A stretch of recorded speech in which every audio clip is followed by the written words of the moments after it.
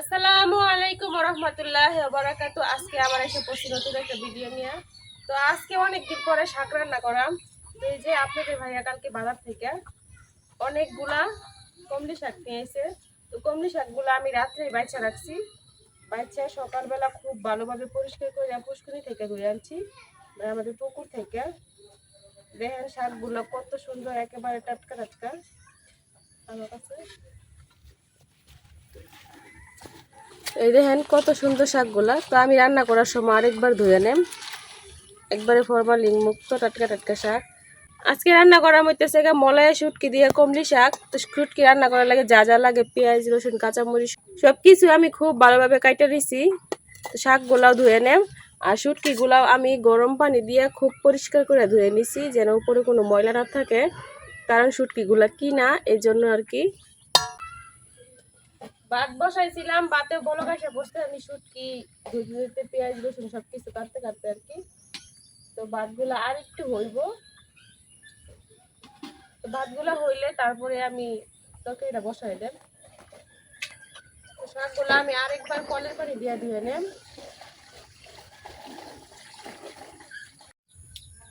ভাত হয়ে গেছে, ভাত মার্গারিতে দিয়ে আমি এদিকে কড়াই বসে দিয়েছি তরকারি রান্না করার লাগে। এখন তেল দিয়ে লইতেছি।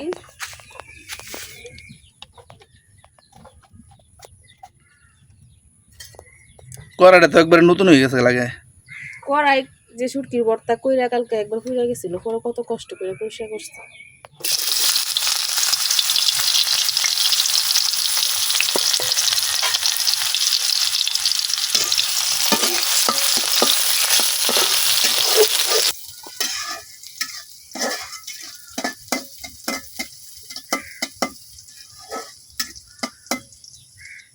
এই শাকগুলা কিন্তু আমি লম্বা লম্বা করে বাচ্ছি।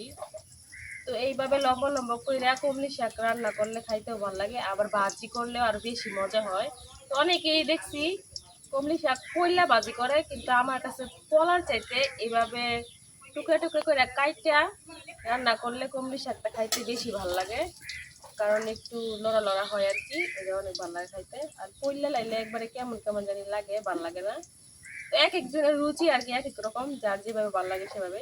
তো আমি তরকারি রান্না করলে ওইভাবে দিই, আবার শাক রান্না করলেও এইভাবেই কাটি। কোনো সময় পয়লা ভাজি করি না শাক, কারণ শাক পয়লা ভাজি করলে আমার কাছে ভালো লাগে না, কেমন জানি স্বাদ লাগে না। তো কথা কইতে কইতে এদিক দিয়ে আমার পেঁয়াজ আর রসুন গুলো বাঁধা হয়ে গেছে।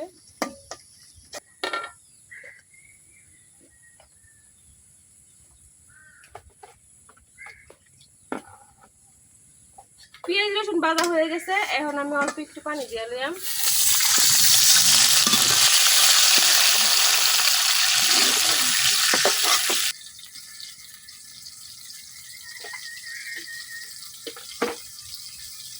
শুটকিগুলো আমি আগে থেকে ধুয়ে রাখছিলাম, তারপরে এখন আবার ধুয়ে নিতেছি। তো এখন দিয়ে দিতেছি শুটকি। এখন দিয়ে দেন এক এক করে সব গুঁড়া মশলা, হলুদ,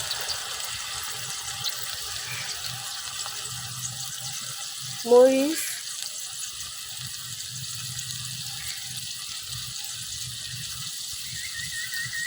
ধনিয়া, লবণ,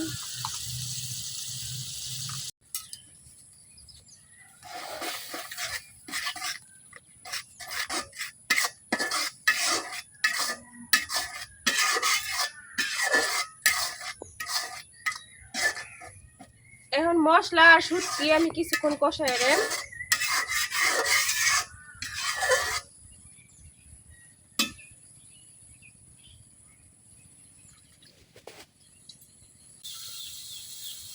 শুটকিটা খুব ভালোভাবে কষানো হয়ে গেছে, এখন আমি কাঁচামরিচ গুলো দিয়ে দিতেছি।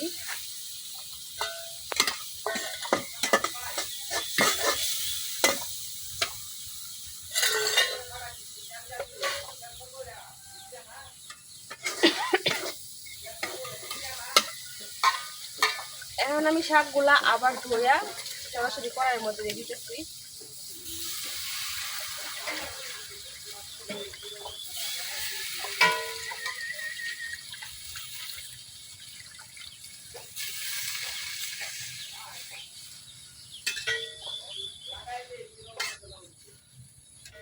এখন কড়াইয়ে জায়গা নিতেছে না শাকগুলা, কিন্তু একটু পরে একবারে দেখবেন কড়াইয়ের একবারে তলায় পড়ে গেছে।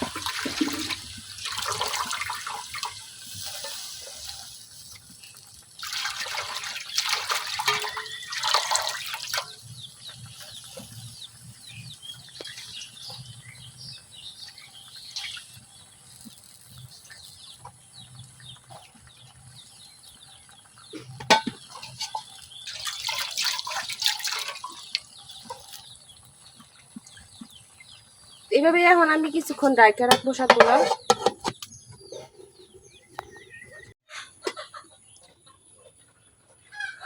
দেখেন প্রথমে শাকগুলা কড়াইয়ের জায়গা নিতেছিল না, এখন কতটুকু হয়ে গেছে।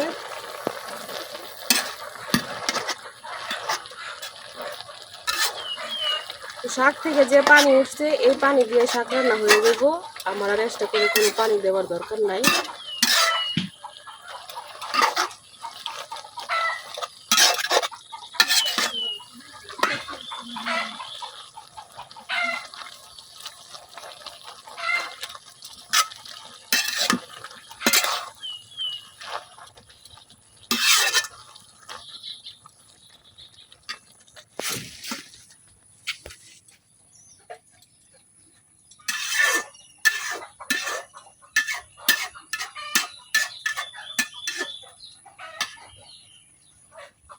ডাকনার মধ্যে একটা শাক রয়েছে।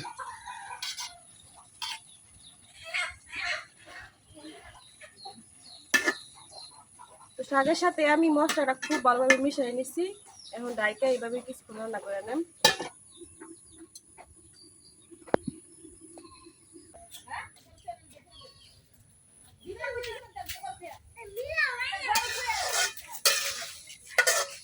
শাকের পানিটা একেবারে শুকাই নিচ্ছি আমি। তো এই পর্যায়ে শাকের তরকারি এটা পুরোপুরি রেডি, এখন আমি নামাই নেম। তো এই দেখেন শুটকির তরকারি কিন্তু সবসময় এরকম রান্না করলেই খাইতে ভালো লাগে।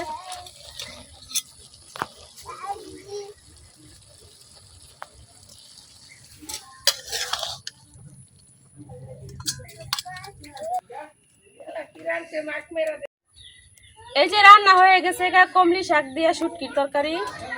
তো তরকারিটা কিন্তু দেখতে অনেক সুন্দর হয়েছে আর সুন্দর একটা গ্রান বেরিয়েছে।